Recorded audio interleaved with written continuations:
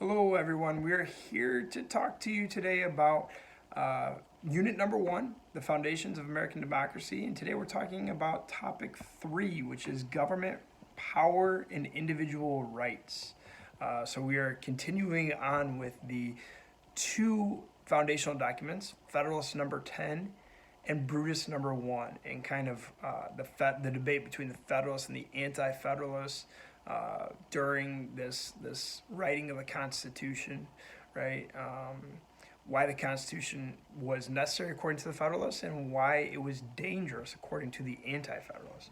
So the learning objective is that students will be able to explain how Federalist and Anti-Federalist views on central government and democracy are reflected in U.S. foundational documents.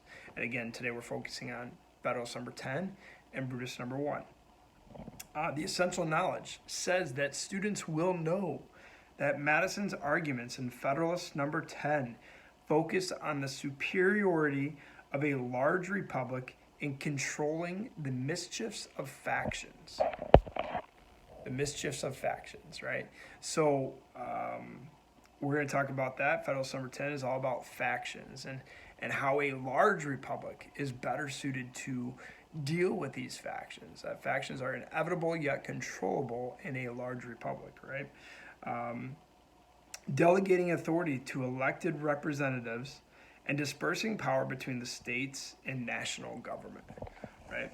So Federalist Number 10, we're talking all about Federalist Number 10 and Madison's view that factions are inevitable. They cannot be stopped, right? And we talked about the two ways that you stop them. You eliminate their causes and you eliminate their effects, which you cannot eliminate the way that people think. That is undemocratic. And he said that is, worse than basically getting rid of factions altogether. So, if you want to eliminate factions, you got to take away the way people think, and you can't do that.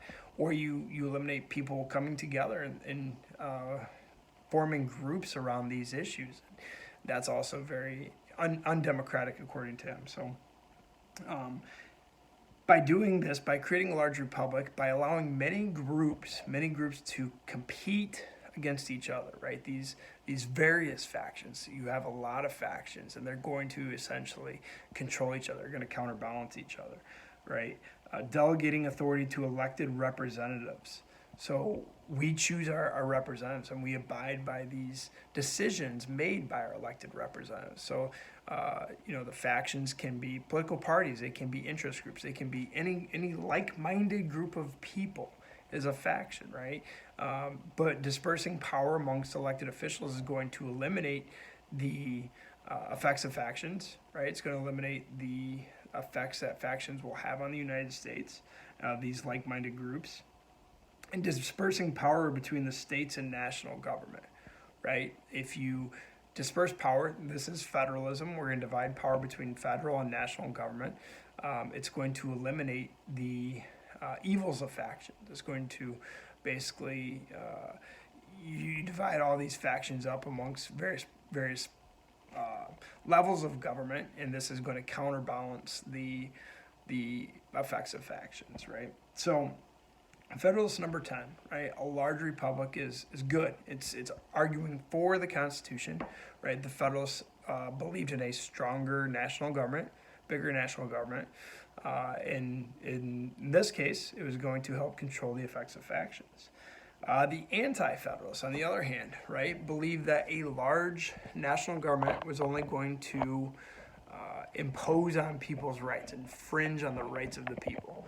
That the only reason a big government was necessary was to take away people's rights.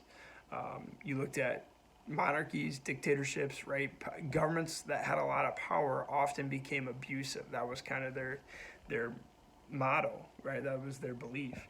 And that's what it says in Brutus Number 1, right? So anti-Federalist writings, including Brutus Number 1, adhered to popular democratic theory that emphasized the benefits of a small, decentralized republic, right? So instead of vesting all your power into the national government, kind of like the Articles of Confederation, kind of strengthening the Articles of Confederation and giving power to the states and the localities instead of a strong national government, while warning of the dangers to personal liberty from a large centralized government, right? So centralized governments were less likely to become abusive, they were less likely to become tyrannical, whereas a large national government was only going to take away people's rights.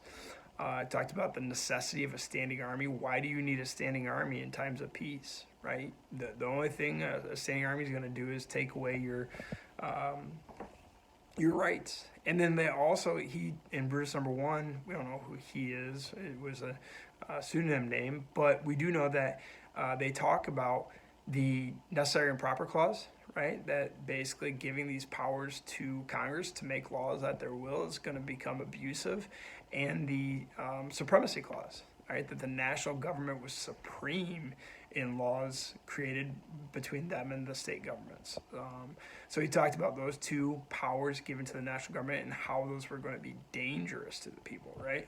So hopefully that kind of clears up the beliefs between the Federalists and the Anti-Federalists. Federalists wanted a strong national government to alleviate these ills, these problems that occurred under the Articles of Confederation, and the Anti-Federalists believed that a strong national government was only going to take away people's rights, take away the rights of the people and the liberties of the people, and was going to become tyrannical and abusive. Kind of similar to what was like under England and King George, which the colonies had incurred.